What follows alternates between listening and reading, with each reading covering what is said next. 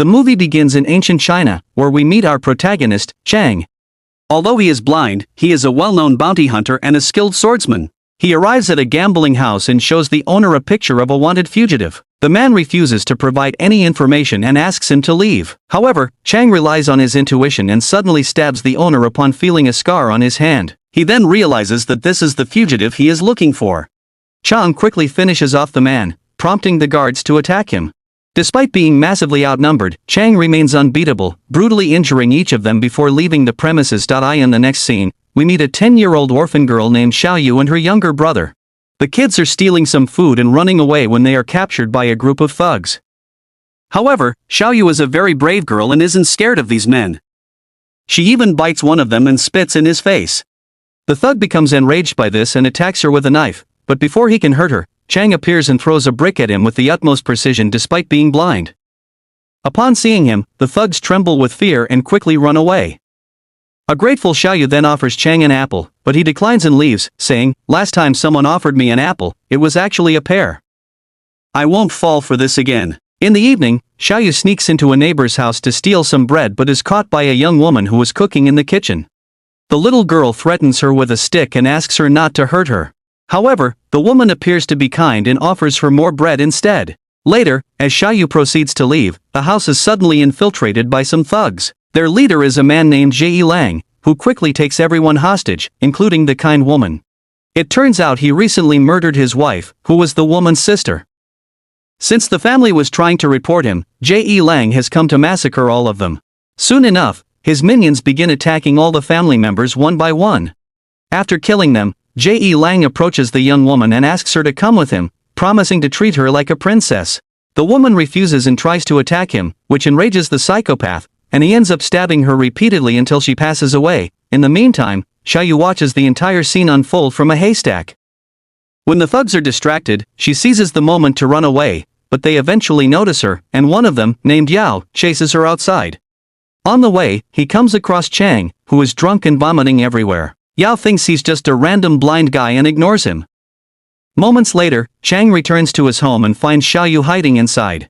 He also hears the thugs breaking into his house and looking for the child. Realizing the gravity of the situation, he quickly helps the little girl hide from them. The thugs then search the entire place but fail to find her. When they exit the house, they come across another child outside. He turns out to be Xiaoyu's brother. He is wearing the same shoes as her, so the thugs assume it's the same kid who saw them. Jie Lang then grabs the child and places him on a horse. The terrified boy immediately blows a whistle for his sister, but by the time she arrives, it's too late. The men throw him off and trample him with their horse hooves until he dies. He should not have asked for a pony for Christmas, they mockingly say. The next morning, a devastated Xiaoyu meets with Chang and asks him to avenge her brother. She has seen his fighting skills and believes that only he can help her. However, Chang makes it clear that he's not a random mercenary and that he only kills wanted fugitives. In the evening, Chang returns home after bounty hunting all day. To his surprise, Xiaoyu is waiting for him and reveals that she has drawn a wanted poster. She hands him the paper and asks him to murder Jie Lang, but he once again refuses and kicks her out of the house. The next morning, Chang has to travel 200 miles to another town for work. His mission is to assassinate a fisherman who murders and robs people. However, on his way, his horse loses control, and his carriage rolls down a cliff. Chang grabs a stone with one hand and begins to climb. In the midst of this, someone unexpectedly grabs his leg, and it turns out to be Xiaoyu. She had hidden in his carriage and followed him the entire way.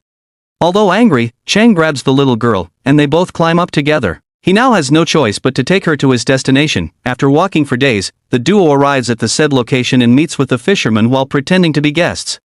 Despite knowing Chang's true identity, the fisherman acts ignorant and pours him a glass of wine. Meanwhile, Xiaoyu is playing on the edge of the lake when she notices a severed hand.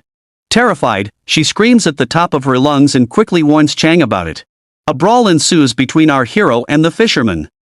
The latter sends numerous thugs to deal with him, but Chang fights them all with relative ease. After killing everyone, he goes after the fisherman and severely injures him. He then proceeds to finish him off, but the man addresses him as captain and reveals that he was once his subordinate in a battle.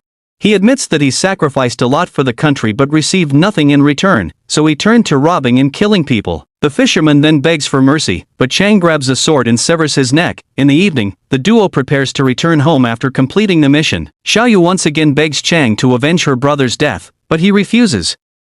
I don't care if the guy kills people, I only hunt people who. Oh wait. Annoyed by her persistence, he abandons her in town and returns home alone. The scene then shifts to a month later when Chang notices someone's presence in his home.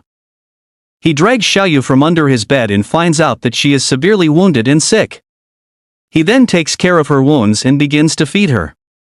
After a few days, the little girl suddenly wakes up and begins to drink water. Chang asks how she came back, to which Xiaoyu explains that she had memorized the map. However, since she didn't have a vehicle, she walked for days to get there.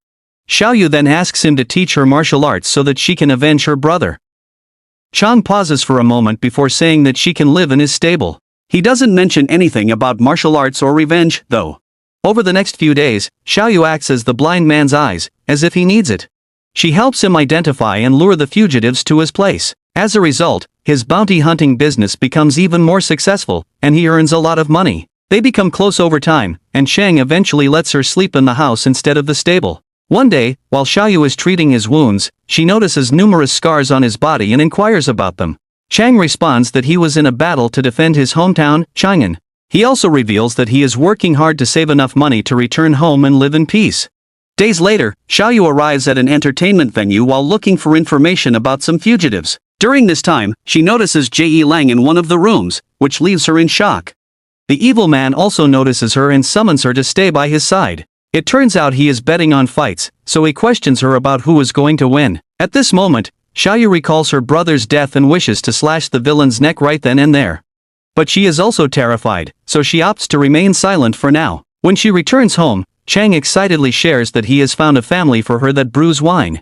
He explains that people who brew wine can live a good life and that the family will love her. It turns out that there is already a woman who has arrived to pick her up. Chang makes the little girl sit on a carriage and forces her to go.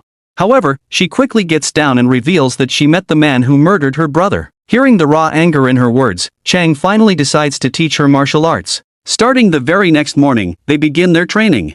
At first, he teaches her a way to mark people's necks with a brush without the person realizing it. Chang says that if she excels at it, she will definitely be able to kill Jie Lang. He hands her a painting brush and asks her to practice a lot. Xiaoyu then goes around marking random people and quickly masters the technique. During this time, Chang also teaches her combat skills, which she practices day and night. One day, while Xiaoyu is alone at home, Yao shows up unexpectedly with an old man. It turns out that he has found the wanted poster of his boss, which she had placed in several places. He accuses her of drawing it and asks if she did it on the blind man's orders. However, the little girl bravely pushes him away, insisting that Chang has nothing to do with it. An enraged Yao tries to attack her, but Chang shows up just in time. The two men then get into a fierce fight until our hero eventually manages to kill Yao. After this, he goes for the old guy, who is also one of the thugs. Chang beats him up and is about to kill him but is stopped by Xiaoyu. She asserts that the man is innocent and doesn't have to die. Chang responds that vengeance causes collateral damage and that many innocent people might suffer. He still won't go after the guy who killed her brother, though, for some reason. He tells her that if she wants to seek revenge, she needs to be ruthless. However, Xiaoyu tearfully admits that she has changed her mind and no longer wishes to avenge her brother. Hearing this, Chang finally lets the old man go. In the next scene, the duo decides to leave the murderous city and live a normal life in Chang'an. After a while of traveling, they set up camp and intend to rest for the night. Xiaoyu says that she wants to give him one of her eyes so that he can see. Chang is deeply moved by her offer but says that it's not necessary. It's also impossible, stupid, he adds. The next morning, he is shocked to find out that Xiaoyu is no longer in the camp. Upon inquiring with another traveler, he learns that she returned to town the night before. This sends him into a state of panic, so he immediately turns his horse back and heads to the city. In the meantime, we see Jie Lang, who is distraught at the death of his beloved friend Yao. He begins preparing hundreds of soldiers to find Chang and Xiaoyu. But unbeknownst to him, the little girl has already infiltrated his house. After a while, Jie Lang returns to his room and notices Xiaoyu's feet under his desk. When he goes to check, she immediately jumps to attack him. Unfortunately, her attempts are thwarted by the bodyguards, who quickly restrain her. Xiaoyu fights back with all of the techniques Chang taught her but to no avail. Too bad he never taught her that people can see her feet. Jie Lang then forces her to eat a handful of powdered drugs, which causes her to cough up blood. After this, he tries to finish her off, but Chang shows up just in time. Xiaoyu cries upon seeing him and rushes to hug him like a child missing her father. Jie Lang then takes advantage of the distraction and runs away. Moments later, the duo heads downstairs, where they encounter a group of mercenaries. Chang uses his incredible sword skills to defeat wave after wave of attackers. Even though he unleashes all of his strength, the troops continue to grow until they are both cornered with no way out. Xiaoyu starts to panic and faints from the stress of the situation. Chang then carries her on his back and fights with all his might. In the end, he is badly injured but somehow manages to defeat the entire army. He then goes after Jie Lang, and the two men engage in a brutal fight. It quickly becomes evident that the villain is also a skilled fighter. After a long and intense battle, he manages to brutally stab Chang several times, causing our hero to collapse to the ground in a puddle of his own blood. Jie Lang then proceeds to finish him off, but Xiaoyu suddenly awakens and grabs his leg, preventing him from moving. Taking full advantage of this opportunity, Chang somehow gets up and stabs Jie Lang in the throat, finally killing him. In the aftermath, Chang carries Xiaoyu, who has fallen unconscious again.